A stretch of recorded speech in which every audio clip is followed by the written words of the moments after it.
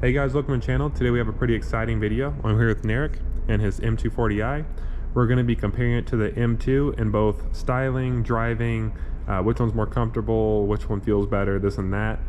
So first off, in the front, obviously the styling is completely different, right? So for the M2, they made it have a completely different front end.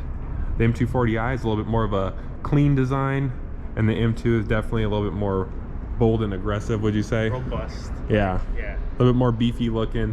You can definitely tell from the front that the M2 has a wide body, because you can see the fenders are a lot more bulging on this one in comparison to this one. They both look good. They both have nice fenders, but the M2 does have the wide body on it. The headlights they would be the same if he had the lighting package.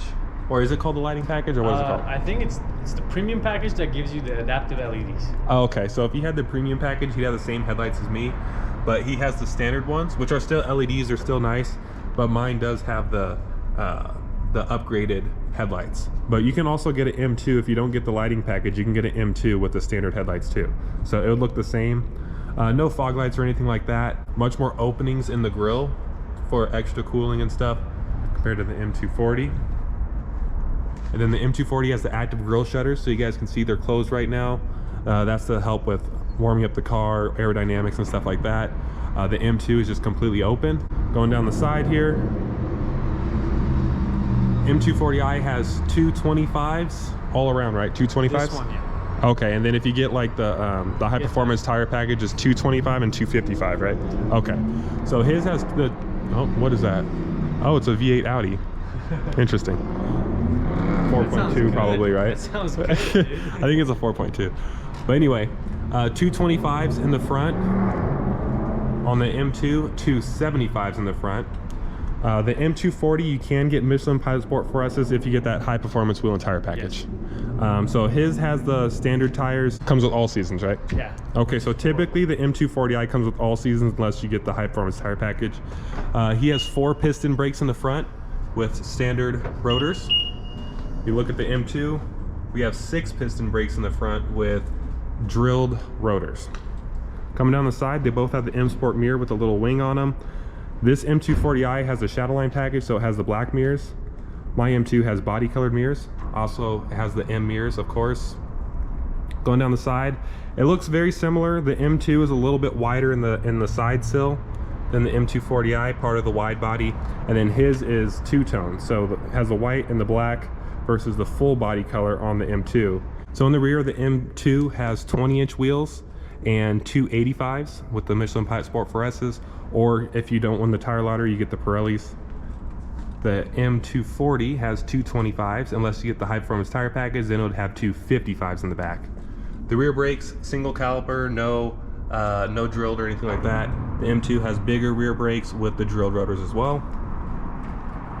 Coming to the back here, you can see even the back looks completely different. The M240i has the black on the lower portion.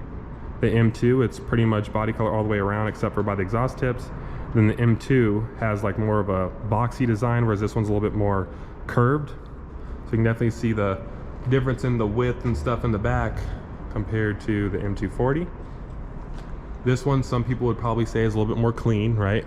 Like this styling, I feel like more people can agree with than the styling of the M2. It's a little bit more bold and stuff. The issue I think with the M2 is this portion. Okay. Like, I think that's what makes it stick out and makes it look beefy. But I like the back of the M2. Yeah, this one it's more like straight down from the taillight. This one has kind of like a beefy wide body past the taillight. So you can definitely see that width there with the hips and stuff like that compared to the M240. And then he has the exhaust outlets. The M2 has quad actual like tips. A lot of people do like the quad tips on the M240. You've seen that, I'm sure. Yeah, I'm gonna do that next. You're gonna do that? Okay. And then it looks like you blacked out your M240 logo, right? That doesn't come like that? Nice. And then he put an aftermarket spoiler. Normally it would come with a spoiler that's very similar to the M2. All right, now let's go ahead and check out the inside. All right guys, checking out the inside of the M240. It's very similar to the M2. There are a few little changes that I'll go over, but you can see we have the nice M lights in the door. This part looks all pretty much the same. Looking at the seats, that is one difference. The M2 seats look a little bit different, but they are still very similar. And then my specific M2, because I think yours was like a COVID car, right? So they got rid of the bolsters. Yep, they didn't have the chip shortage. Yeah, so mine has the bolsters that are adjustable. His would normally have that, but just because it was a 2023, they didn't have like the chips or whatever. The steering wheel, it looks similar to mine, but mine does have the M stitching, so it has like the blue stitching around it. So I'll show you guys that in a moment. Pedals look all the same and stuff. The screens look very similar. He did upgrade to or coated in the M screens, but normally the screens would look a little bit different on the M240.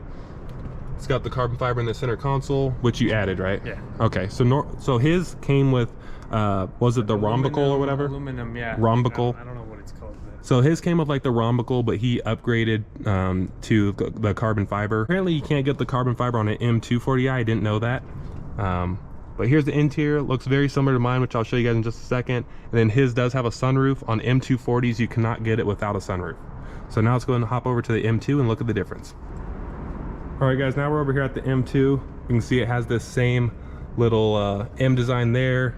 The door panel feels the same. Looking at the seats, they're a little different. So I have, so you actually have the Sensitech, right? Yeah. So he has a Sensitech, but that does have the optional, like you can get Vernauska leather on the M240i. But on the M2, you can see you have the M highlights on the seat as an option, whereas the M240i, that's not an option. And obviously the M2 and the headrest, which is unique to the M cars. Then you have the M2 sill plate. Like I said, the pedals look the same. The screens would look different if he didn't code the M screens into his. So obviously the M screens are a little bit different. They go up to 200 miles an hour instead of 160, right, on the other one? Yeah. So the speedometer goes up a little higher. You see it has the M1 and M2 modes on the steering wheel. That's the dead giveaway. You know, when you're comparing a M240 to an M2, is if you see these two things right here, you know for sure it's the full M. But this is the carbon fiber that actually came with the car. So this is the one from BMW, because on M2s it is an actual option. And then you can see the center console has an actual gear shifter instead of the nub thing, so it looks a little different down there as well. But other than that, it's very similar. No sunroof, it's an option on the M2. I chose to get the carbon roof instead of the sunroof, so that's another thing. You can get a carbon roof, whereas you can't get a carbon roof on an M240. But other than that, the interior is pretty similar. All right, now let's go and check out the trunk space. They should be the same, but let's just double check. You can see there, hopefully the GoPro can catch that. And then looking at the M240, looks exactly the same. So obviously cargo space, the car itself is still the same. So the cargo space is the same. All right, guys, just pop the engine on both, because obviously that's, oh, then I didn't pop the engine. Okay. Pop. All right, guys, we just popped the hood on both cars. So obviously this is where one of the huge differences is between the M240i and the M2 is the engine, right? So let's first start off with the M240. So it's a little dusty right now. Narek hasn't been keeping up with his car. Dude, it's parked outside, bro. I'm just kidding. But this is the B58 engine. Stock power, it makes 382 horsepower and 369 pound-feet of torque, right? Yeah, 500 Newton meters, exactly. Newton meters, yeah. Whatever Newton meters is. I don't know how to read Newton meters. But this engine is also rated for like close to 30 on the highway, right? Like 31, 32 on the highway. So if you're looking for fuel economy, like if it's a daily driver, this one will definitely get better fuel economy for sure. But obviously, as you guys can see, inline 6 B58. Well, let's go and hop on over to the M2. The M2 comes with a S58. So that one is a single turbo. This one is a twin turbo. You guys can tell by the two intakes. And this engine puts out 453 horsepower and 406 pound-feet of torque.